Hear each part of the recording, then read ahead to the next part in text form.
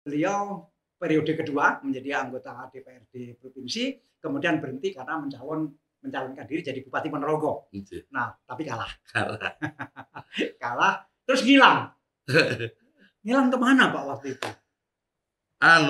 Di sini kan namanya orang kalah, Pak Dalan. Orang kalah itu mau nyanyi malu, mau marah nggak pantas. Kadang-kadang sholat pun salah. Oh, kalah bupati terus salah mempeng. Iya. Kalau nggak salah juga. Iya, Kalau nggak salah juga kalah. Oh, wis kalah, murtad. Nah, gitu. Coba begitu. Lucu. Iya, nyanyi pun ya saya ngamen, des, ya kan gitu. Jadi daripada serba salah dan membuat orang kikuk memandang saya, mending saya tak, ya sudah. Hari ini saya jadi Warok Ponorogo. Ya.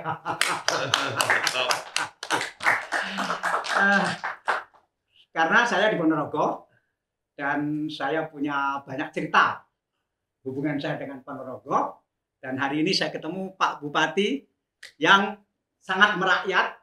Orang Ponorogo bilang ini Bupati Semut, bukan Bupati Gajah, begitu. Dan hari ini saya akan ngobrol, jadi jangan keliru ya, bupatinya beliau, saya Dahlan Iskannya. Takut ini yang pakai pakaian warok ini Pak Bupatinya, bukan ya. Nah, Pak Bupati, rakyat ini kan menganggap Pak Bupati ini sebagai Panglima Semut, dan itu dilambangkan dari sikap Pak Bupati yang sangat merakyat. Tetapi saya tahu bahwa memimpin kabupaten terpencil Ponorogo dan miskin seperti Ponorogo kan tidak gampang, harus sangat kreatif, dan mengandalkan pertanian saja kan sekarang juga tidak cukup. Nah, Pak Bupati punya akal apa untuk mengangkat Ponorogo ini? Jadi sebenarnya rawipun di Ponorogo Pak Dalan itu guru saya sekaligus idola, dan saya mengabdi kepada beliau cukup lama di sebuah koran kecil, sehingga dari situ saya terlatih untuk, beliau ini wartawan dulu. terlatih untuk lapar dan menderita. mengelola lapar. Memang Ponorogo ini kota kecil, Pak. Kami apalagi berada di tengah-tengah, jadi secara topografi memang tidak terlalu menguntungkan. Di sebelah selatan ada, sebentar lagi ada jalur lintas selatan yang menghubungkan dari Banyuwangi sampai Jakarta. Kira-kira begitu. Lewat Pacitan. Tidak lewat Ponorogo. Tidak lewat Ponorogo. Lalu kemudian di sebelah utara kami ada Madiun. Tol sudah tembus Banyuwangi sampai juga ke Jakarta. Tidak lewat Ponorogo. Tidak lewat Ponorogo juga. Maka jarak Pacitan ke Ponorogo, Madiun ke Ponorogo sama-sama jauhnya, masih 1 jam. Kalau Pacitan ke Ponorogo 1,5 jam, kalau Madiun ke Ponorogo masih 1 jam. Ini agak ngunci, agak ngunci tengah. Jadi harus pinter banget. Harus pinter banget, dan harus genit. Pinter dan genit. Maka saya mencoba mengelola yang kami miliki. Tapi sesungguhnya kalau kita tarik ke dalam, Bapak Dalan, budaya kami itu sudah cukup adiluhung. Jadi sebelum Magetan ada kampus, Trenggalek ada kampus, Madiun ada, Ponorogo sudah ada 8 kampus. Kami punya 8 kampus. Artinya secara peradaban kami lebih dulu bagus. Kemudian tokoh-tokoh yang lahir dari sini bagus. Ada Bojok Raminoto, kemudian HR Muhammad juga orang sini. Ini penting untuk kami dengungkan, agar kemudian rahim yang dipakai untuk lahir anak-anak kami ini rahim yang hebat, rahim cetak yang hebat, sehingga pasti adiluhung. Maka saya gesek dengan budaya, dan saya tarik kebanggaan mereka dengan budaya. Terutama saya ingin Reok menjadi pemikat wisata. Nah, wisata lah menjadi undulan sebentar lagi. Kira-kira. Jadi rakyat ini harus dibuat bangga supaya tidak saja melupakan kelaparan, tapi juga untuk membangun berikutnya. Betul. Jadi pariwisata ini kan berarti kan yang harus betul-betul menarik karena jarak tadi. Meskipun sebetulnya dari Tol Madiun cuma tadi saya 45 menit atau katakanlah 1 jam begitu, sebetulnya terlalu jauh juga tidak, tapi berarti kan harus sangat menarik. Reok sudah terlalu lama terkenal, jadi nggak meragukan lagi. Terus apa yang lagi digagas sekarang? Pertama, saya punya Telaga Ngebel, itu juga punya durian menarik. Telaga kami luas seperti Sarangan. Maka sebentar lagi saya menghadirkan di Telaga Ngebel itu seperti selayaknya kalau Singapura punya Song of the Sea, kalau Dubai punya lampu ya. saya Pak ada water fountain di Ngebel. Yang saya harus menghadirkan Ngebel. Saya padu air mancur, air muncrat dengan lampu cyberlight, kemudian saya padukan dengan teater reok menjadi berikat pertama. Di Telaga Ngebel. Itu sudah dirancang. Sudah dirancang dan tahun ini sudah dibangun. Oh, mulai dibangun. Tahun ini mulai dibangun. Jadi akan jadi. Akan jadi di tahun ini. Tahun ini malah. Tahun ini akan jadi. Kemudian di belahan barat saya punya Gunung Gamping Sampung yang tingginya tidak terlalu tinggi, tapi berpuluh-puluh tahun sudah ditambang Sampung, tidak tambang gamping dan tidak pernah menjadi efek PAD sumber sama ekonomi, sekali. ya. Tidak menjadi dampak ekonomi bakal kesejahteraan. Hanya fitnah dan kerusakan lingkungan. Maka saya ingin stop itu tambang, bukan untuk menghentikan pekerjaan para penambang, nanti ada solusinya. Kami ingin menghadirkan reok yang kami cintai yang sudah mendunia itu. Saya monumenkan, kemudian di bawahnya ada museum peradaban yang menceritakan tentang peradaban manusia. Bukan hanya peradaban Ponorogo. Tidak hanya Ponorogo, tapi yang Ponorogo dan benang merah Ponorogo. Misalnya Ponorogo dengan Majapahit, Ponorogo dengan Jogja, Ponorogo pernah dijajah Belanda. Berarti apa kita tatakan secara literasi di sana. Ponorogo dengan Solo. Ponorogo dengan Solo. Karena Raja Solo pernah ngungsi ke pada saat geger pecinan, ya, gitu kan. Geger pecinan itu. Ya. Nanti akan kami jelaskan kami secara literasi di Museum Peradaban yang di bawah Monumen Reok Ponorogo yang tingginya hampir 126 meter saya rancang. Saya sudah lihat tadi desainnya dan saya sering ke Amerika. Ada monumen seperti ini di Amerika yang terkenal sekali dan saya membayangkan bahwa ini nanti seperti di Amerika itu sehingga ada gunung Gamping yang tebingnya sangat tinggi. Itu bisa seperti latar belakang teater begitu. Betul. Kemudian nanti dilubangi. Ada lorong masuk ke dalam. Kemudian di atas sana ada patung reok. Setinggi 126 meter. 125 meter. Patungnya saja tingginya 126 meter. Itu berarti Garuda Wisnu Bali kalah dong. Saya hanya kalau Garuda Wisnu sekitar 121 meter kira-kira yang saya melihat di ini. Kalau kami 126 memang biar antara pokoknya menang lah. biarpun 3-4 meter lebih tinggi dikit lah. Harus gitu memang. Namanya nekat tadi, gede tadi, dia harus gitu karena kalau enggak kan enggak jadi pembicaraan. Enggak bisa mengklaim bahwa ini tertinggi, mengalahkan Garuda Wisnu. Kira-kira demikian kira-kira. Ya marketing harus begitu. Jadi saya sih setuju saja begini. Kebetulan Garuda Wisnu itu saya ikut menyelesaikan.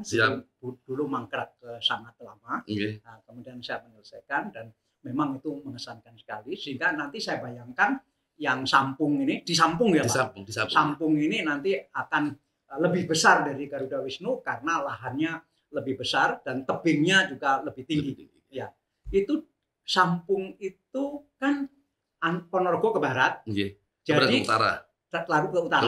Jadi dekat dengan Magetan, dekat dengan Wonogiri, dekat dengan Magetan Parang, artinya bisa nembus ke Sarangan. Oh, jadi connect nanti sesama pariwisata. Pariwisata biar aja kita cunkan lah ini programnya. Itu seberapa akan jadi kenyataan?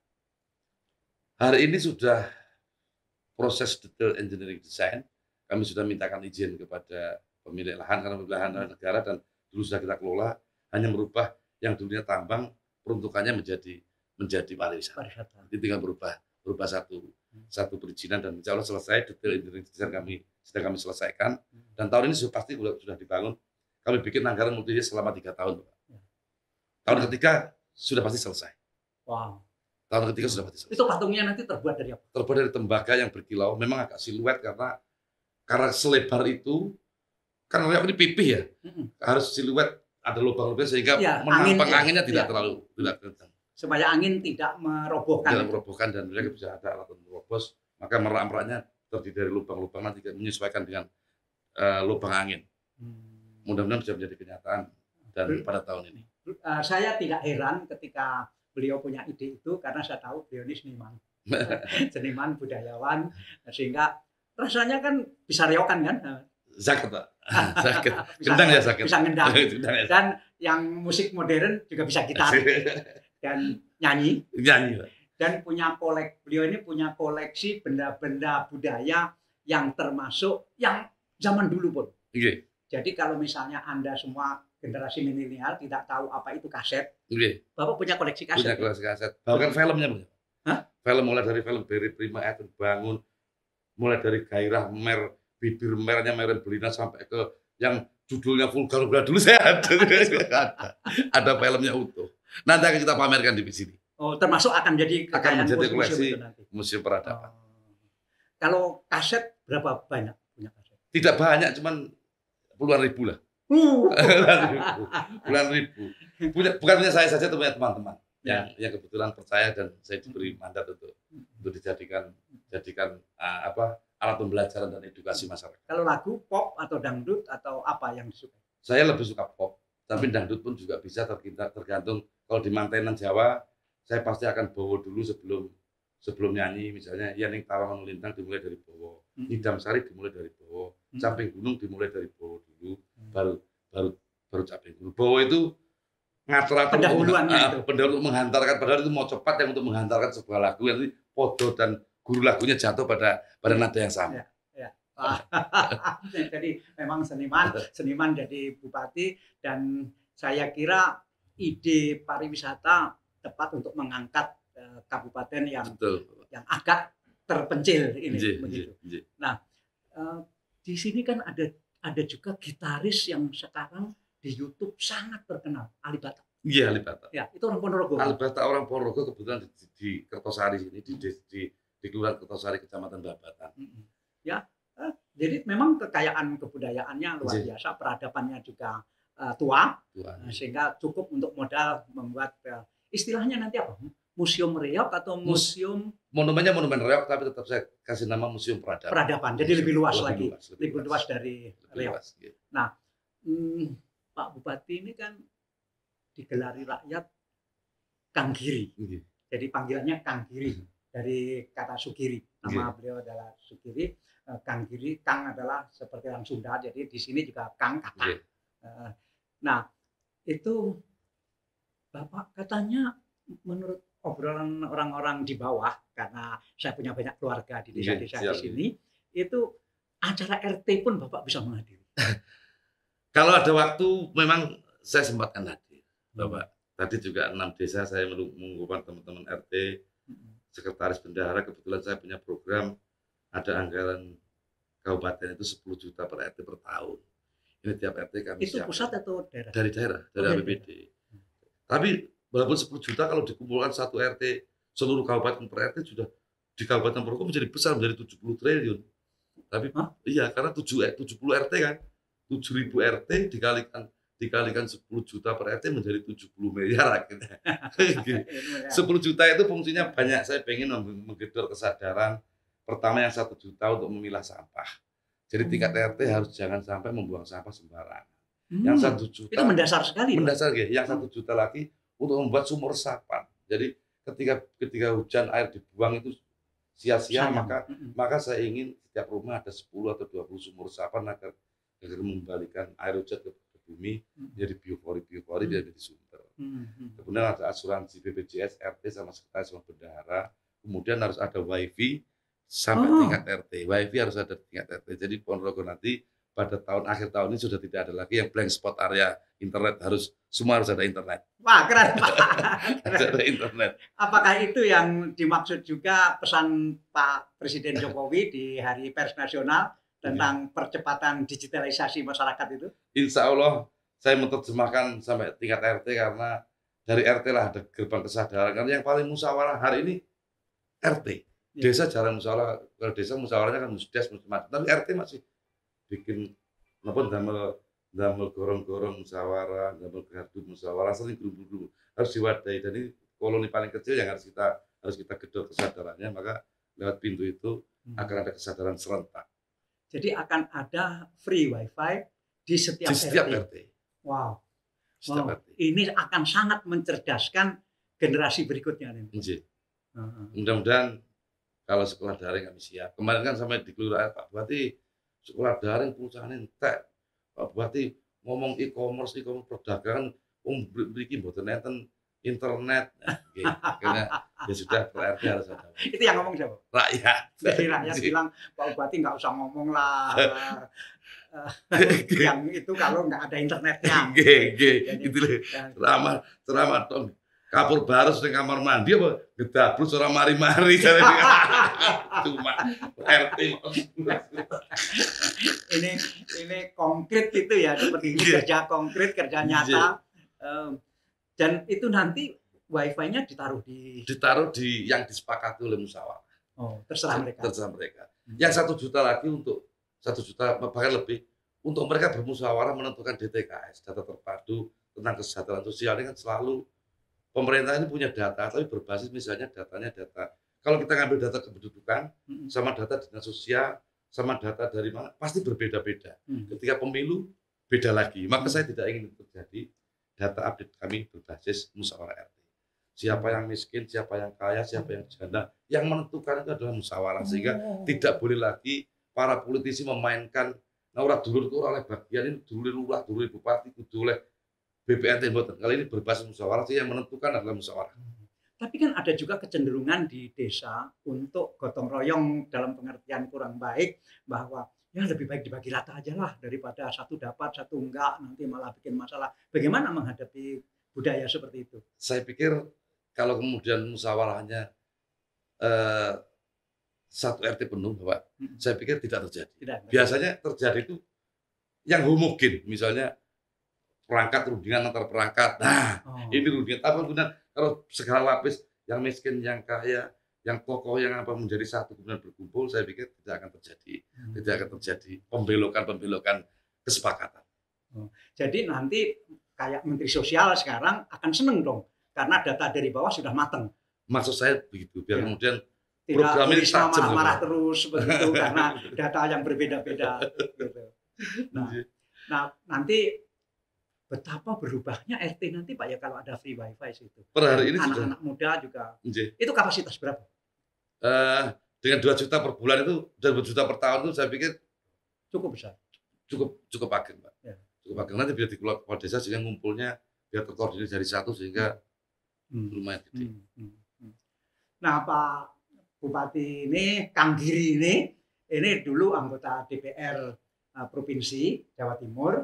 Saya sempat dalam satu kerjasama ketika saya menjadi direktur utama perusahaan daerah yang tidak dibayar itu. Nah, kemudian saya pernah hearing dengan beliau, sehingga beliau memang politisi dari waktu itu Partai Demokrat waktu itu. Sekarang beliau PDI Perjuangan, dan dari situ beliau periode kedua menjadi anggota DPRD Provinsi, kemudian berhenti karena mencalonkan diri jadi Bupati Ponorogo. Nah, tapi kalah. Kalah, terus ngilang. Ngilang kemana Pak waktu itu? Di sini kan namanya orang kalah, Pak Dalan.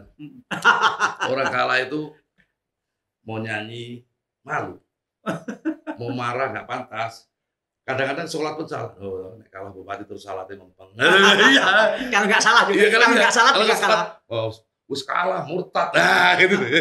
Coba begitu. Lucu. Ya, nyanyi pun ya saya ngamen, ya kan gitu. Jadi daripada serba salah dan membuat orang kikuk memandang saya, mending saya tak. Ya sudah. Waktu itu kalahnya pol ya Pak. Artinya kalahnya telak ya. Kalahnya kalau waktu itu nggak terlalu telak. Awalnya nggak terlalu telak, cuma tipis. Kan kalahnya tipis sekali kan, hanya 2.000 suara kan. Sekitar berapa persen itu. Iya. Saya kemana ke Aceh. Hah? Di Ziro. Sampai ke Aceh? Itu minggat Pak namanya. Minggat atau syarat itu. Ke Aceh menanam jagung. Ngapain ke Aceh? Menanam jagung. Jadi di sebuah tempat itu kan ada namanya daerah Sirun. Sirun itu daerah besar. Biren ya. Iya Sirun. Biren. Sirun. Oh Sirun. Sirun ya. Saya bikin Sirun Agropark gitu ya. Sirun Agropark saya sudah ada 500 hektar sudah kami kelola sama teman-teman patungan sama politisi yang kalah-kalah semua. Nah, sebut saja Sumrambah, Wakil Bupati Jombang. Oh, banyak. Beliau juga kalah. Ikut kalah. Sekarang jadi Wakil Bupati Jombang. Ya kalah. Jadi politisi pedotan itu kita kumpulkan dengan semangat sisa-sisa ayo gawe nanam jagung. Kumpulan orang kalah. Kumpulan orang kalah. Tapi positif. Tapi positif. Daripada kalah menjorok, mengkritik pemerintahan yang menang kan kalah itu salah. Kalau itu mengkritik ya salah, tidak mengkritik ya salah. Maka daripada kalau menjawab kita kasih susah yang paling jauh, yang paling tidak bisa ngerasani orang. Hebat ya. Di sana nggak berhasil juga. Hah? Jagung itu memang kan, bayangin Pak Dalan, kan saya punya anak di sini, punya istri di sini di Surabaya kan, di Karahinda situ. Belum nanam jagung, PP sekali berangkat ke Aceh 3 juta pesawat. Balik lagi di sana 2 minggu, pulang sambang anak 3 juta lagi. 3 juta ini habis. Ini jagung 1 kota ini berapa? Terus semua politisi Sumramba juga mengeluarkan yang sama, saya yang lain sama, orang jauh-jauh, sehingga rugi, nggak fokus dan rugi. Habis buat kita tiket. Berapa lama itu? Hampir 2 tahun, 1,5 tahun. Tapi nggak apa-apa lah, daripada frustrasi di Ponorogo. Iya. Terus dari Aceh? Dari Aceh terus di Pinang orang Banyuasin. Di Sumatera Selatan. Mau dijadikan wakil bupati karena di sana banyak orang Jawa. Banyak orang Jawa transmigran pada masa itu. Asal Ponorogo. Asal Ponorogo. Oh. Jumlahnya cukup signifikan. Jumlahnya sih bukan. Sebenarnya bisa jadi ya. Bukan saja puluhan ribu tapi ratusan ribu yang sudah beranak pinak. Tapi agak lucu. Jadi budaya sana itu sama dengan budaya sini 17 tahun silam. Budaya sana. Umpama wayang gitu ya. Lebih asli sana. Lebih asli sana, lebih genuine sana. Jadi ketika ada wayangan, orang minta lagu, biasanya kan pas goro-goro ada minta lagu. Ngelempar apa minta lagu. Wah, ini lagunya ini. Apa? Lagunya kalau sini sudah Langit Mendung Kutho Ngawi, sudah lagu. Ternyata masih apa? Pak Giri Jajah Deso. Pak Giri Selendang Biru. Ketika Selendang Biru itu lagu ketika saya kecil ya di sini. Jadi ketika beliau berangkat ke sana, lagunya itu kenangannya. Kenangannya dia Selendang Biru dinyanyikan. Jadi kebetulan minggu lalu saya perjalanan dari Palembang ke Jambi lewat Banyuasin itu, Pak. Aduh, minta ampun deh jalannya. Iya. Ya. Jadi terus di sana kampanye. Kampanye pakai wayang, pakai apa gitu ya, biar halo efek, karena memang ada tetangga-tetangga yang itu nenek-neneknya masih Ponorogo. Jadi walaupun belum kenal ketemu, cuman begitu nyambung langsung sudah satu desa mengumpul. Cepat saya di sana agak cepat populer, apalagi bisa nyanyi, kemudian nyawer gitu ya. Waktu wayangan, waktu goro-goro. Nyawer gitu. Ini gampang fenomenal. Dalangnya siapa? Dalangnya Pak Yatno. Pak Yatno sini. Oh, dari Ponorogo. Dibawa dari sini ke sana. Kalau wayang dari sana? Wayang sana ada orang Bengkalis itu, orang Pacitan yang tinggal di Bengkalis, tinggal beberapa kilo dari sana, ada dari Bengkulu. Jadi wayang Pacitan, wayang Ponorogo yang memang orang sana, yang sudah transmigrasi masih banyak yang menjadi seniman dan masih utuh. Terus akhirnya jadi nyalon atau enggak? Boten. Loh? Boten. Kan sudah populer. Saya tidak berani karena pertama, saya ini pengen jadi bupati Ponorogo. Kalau kemudian harus pelarian di Banyuasin, apa yang saya jual di Banyuasin nanti? Tidak ada yang saya jual. Konsep untuk Ponorogo, maka ya sudah. Oh, jadi sejak dulu memang memikirkan bagaimana Ponorogo maju. Dan konsep itu tidak cocok kalau bisa. Oh, berarti emosi jenengan cukup terkendali. Tidak emosional, kok tabrak aja. Tidak cocok untuk Banyuasin. Jadi di sana malah melukai yang sudah berpolitik lama. Mending saya memang ya Ponorogo lah, nanti pada saat tempur lagi, ternyata saya akhirnya tempur juga sama Pak Ipong. Tapi kan sudah terlanjur habis banyak di Banyuasin. Boten juga, enggak juga, karena memang ya dalam keadaan tidak punya, ya banyak punya gak memaksa. Nah, jadi sejak itu melihat perkembangan Ponorogo terus punya niat akan maju lagi, biarpun kemarin kalah. Tetapi kan lawan berikutnya ini kan berat karena lawannya kan incumbent. Mengalahkan incumbent kan tidak gampang. Kenapa berani maju lagi? Saya memandang begini. Orang besar itu belum tentu kalau kuat. Ini kan jurus kalau silat begitu. Orang kalau keras kepalanya pasti lemah perutnya. Kalau orang keras perutnya pasti lemah di kepalanya. Pasti tidak mungkin dua-duanya kuat, sehingga pasti ada ruang-ruang kelemahan. Ketika saya potret dengan beberapa lembaga survei, karena kebetulan saya dulu kan belajar marketing dan punya agency advertising, jadi riset itu menjadi bagian dari makanan saya sehari-hari, sehingga saya potret sampai lembut, walaupun kualitatif tapi lembut banget. Ini berapa kemungkinan berapa. Oh, dengan demikian maka masih ada kans untuk mengambil hati rakyat. seberapa kekuatan waktu mencalonkan yang pertama itu menjadi modal untuk berangkat yang kedua? Sudah kecil sesungguhnya karena popularitas kami sudah turun karena sudah selama 5 tahun saya tidak berada di sini. Tapi saya melihat kepuasan publik ini masih memungkinkan untuk dikelola. Ada kepuasan publik yang terhadap pemerintahan Pak Ipeng masih ada ruang untuk dikelola. Ketika kemudian ada lawan saja barangkali masih bisa untuk mengimbangi, saya bilang begitu.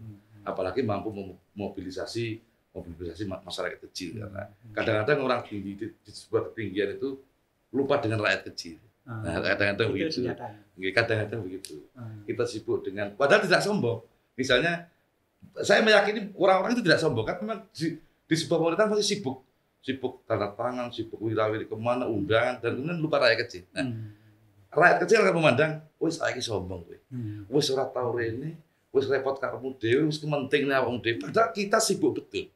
Di dalam kamar kita tanda tangan sampai puluhan membaca, tapi orang bilang kamu tidur, saya gedok-gedok pintu tidur, padahal saya di dalam membaca kalimat demi kalimat agar tidak terpeleset hukum, gitu kan ya Pak. Nah, tapi masyarakat memahami bahwa sombong, ya ini kunci pagar. Nah, sekarang bagaimana agar Kang Giri ini tidak dinilai sombong oleh rakyat? Padahal kesibukannya kan sama. Maka saya sempatkan pagi itu, saya pura-pura ke RT, pura-pura itu kan kalau sumber kan membawa sesuatu, ini belum bawa satu berarti datang hanya pura-pura. Datang membawa pura-pura.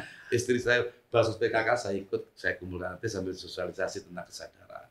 Yang penting kan saya minta maaf sampai hari ini dipilih, dilantik jadi bupati. Yang panjenengan pilih, saya belum bisa memuaskan panjenengan. Saya mengaku bahwa saya belum bisa memuaskan panjenengan. Maka pelan-pelan saya mohon tetap kesabarannya. Tapi pelan-pelan kemarin masih seperti ini, sekarang saya melakukan ini. Jadi before after-nya kami sebutkan pelan-pelan ini satu demi satu.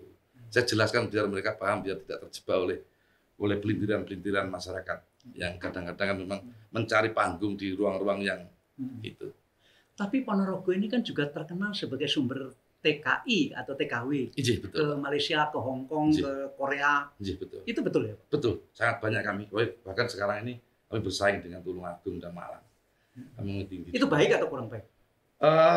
Selama yang dibawa, jadi begini, saya bukan anti PMI, saya cinta PMI, tapi saya pengen mengurangi agar jangan ibu-ibu lah yang berangkat. Ibu-ibu punya ruang khusus, punya tugas mulia, dia harus membesarkan anak. Saya melihat begini, bonus demografi di Indonesia, jika kemudian dilahirkan dan ibunya tidak berada di pangkuan ibunya, maka generasinya akan lost generation. Maka saya ditemukan, saya pengennya Jepang, saya pengennya Korea, saya pengennya Australia, ibu-ibu biar tetap di rumah bersama saya.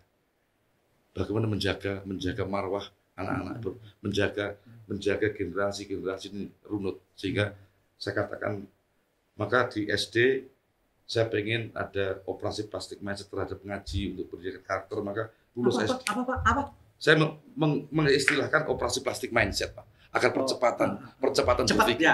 Cepat berubah mindset. Kalau perawatan kan lama, pakai krim malam, krim siang, belum lagi kalau kena matahari gosong lagi gitu kan. Operasi plastik kan berubah. Berubah. Nah, mindset itu harus dipercepat begitu. Maka saya ingin ada percepatan pendidikan. Di tingkat SD saya keluarkan perbuk ngaji. Jadi lulus SD harus hafal juz 30. Ini untuk membentengi dan untuk membuat ibu-ibu asik menjaga anaknya sambil ngaji. Nanti SMP tahun lalu saya sudah channelkan dengan Oxford.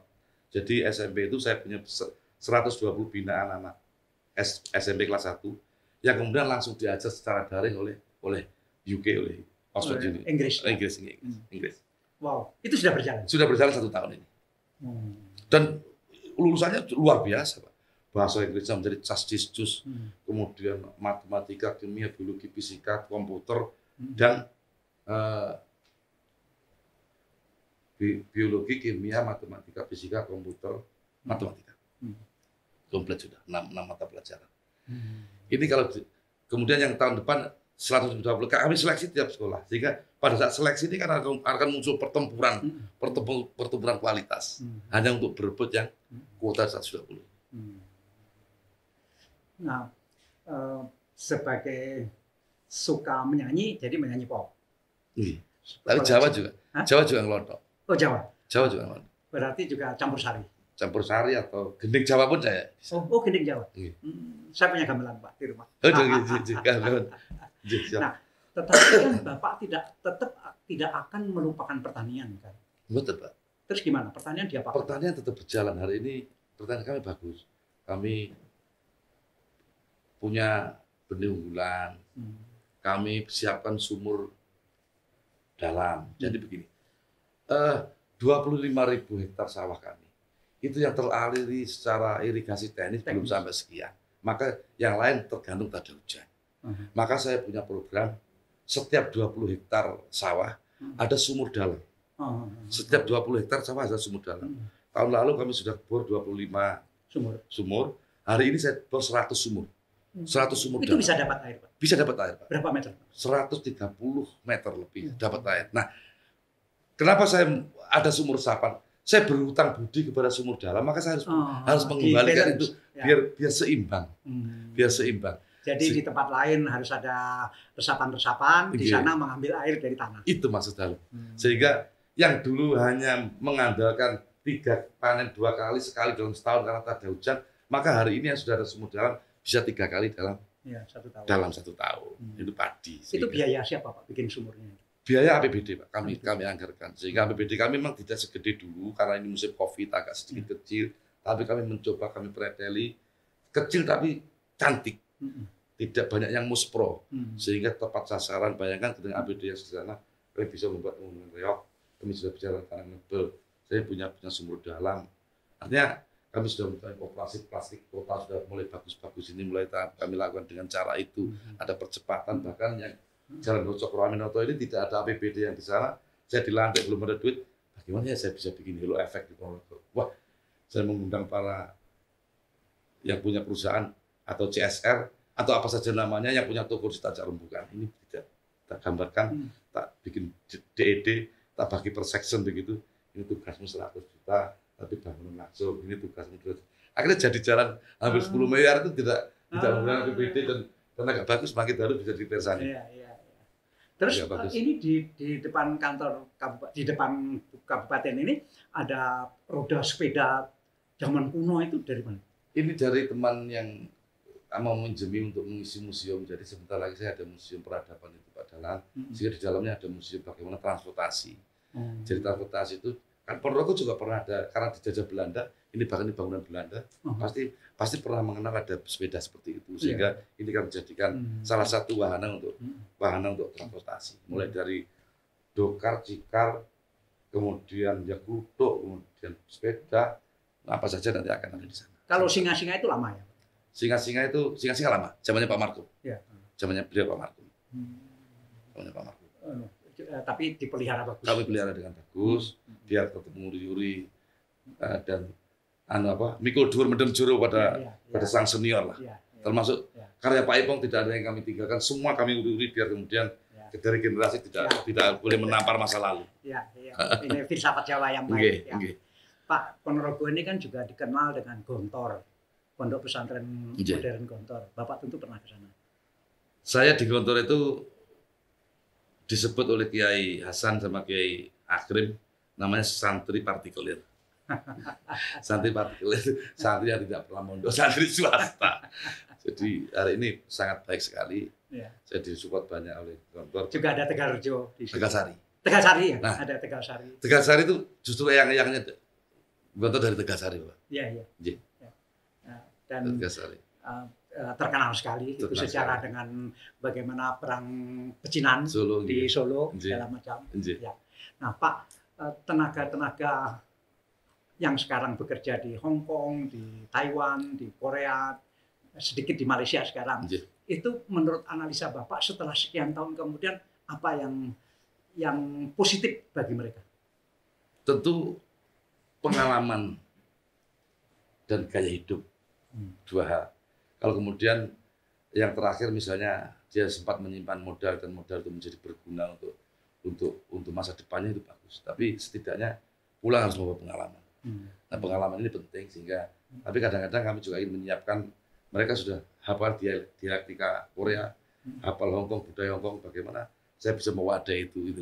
Ini sedang saya rumuskan agar kemudian dia pulang itu pasca migran itu akan disambut nanti dengan program disambut dengan program yang mereka sudah habit banget, biar tidak hal yang baru.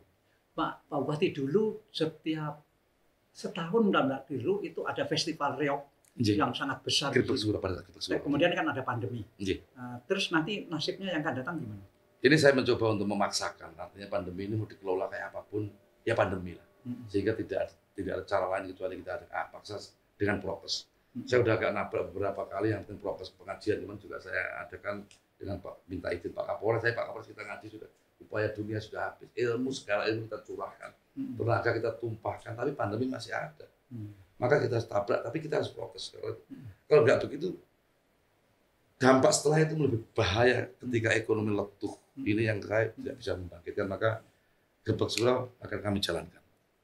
Gerbek Suro? Akan saya jalankan untuk festival Suro yang akan datang? Suro yang akan saya jalankan. Masih lama kan Pak ya? Masih lama, sekitar Agustus lah. Ya. Saya ada festival wayang. Dengan cara apa? Dengan cara barangkali hybrid lah ya. Tapi tidak mungkin karena harus mendatangkan banyak orang. Maka kami akan pecah biar tidak kerumunan. Venue-nya kami perlebar. Kalau dulu hanya di alun-alun menjadi gerumbul begitu, nanti akan kami perlebar. Ini festival wayang di sana, sehingga orang akan bertumbuh ke Ponorogo tapi tidak gerumbul di suatu tempat. Kami bikin tidak konsentrasi di satu tempat, dia tidak gerumbul. Nanti venue kami perlebar. Apa namanya nanti? Tetap Gerbek Suro, Pak. Tetap Suro. Nah, isinya semacam festival reog. Ada festival reog, ada festival wayang, ada kirab budaya, ada beberapa event yang gede-gede dan bahkan ada jambore-jambore hobiis, misalnya sepeda untok, sepeda klasik, ada jambore pada saat itu, sehingga kami ingin mengundang banyak orang untuk spending di Ponorogo. Itu kalau misalnya hotel segala macam itu ada di Ponorogo. Di Ponorogo hotel itu begini. Kami memang beberapa bulan yang lalu kami undang pemilik hotel untuk sadar wisata dan sadar pelayanan, sehingga sebentar lagi ada pelatihan FB, pelatihan front office, pelatihan ini biar ini. Tapi sudah seperti Amaris, kemudian seperti Hotel Kencana Dewi, sudah cukup. Hanya kalau untuk eselon kedua urusan kedinasan dan SPJ barangkali kurang. Misalnya Pak Menteri kok nggak ada sekelas ini ya. Nah, akhirnya di Madiun. Saya mohon jangan di Madiun Pak Menteri, kita rasakan bersama-sama Ponorogo lah katanya kayak gitu. Ya, mudah-mudahan kreativitas Pak Bupati tidak kering. Sebagai seniman ya memang biasanya sangat kreatif dan itu akan membawa berkah bagi Ponorogo secara keseluruhan. Terima kasih Pak Bupati. Ya. Bapak. Dan terima kasih saya bisa jadi warok hari ini. Semanduan Raipun dan saya tetap mohon bimbingan selalu karena sampai kapanpun guru tidak ada mantan guru. Hebat, tapi Pak Bupati memang sejak dulu. Dan sikapnya tadi, sikap seorang kalah bagaimana, seorang menang bagaimana, saya kira itu pelajaran bagi kita semua. Terima kasih. Siap nih.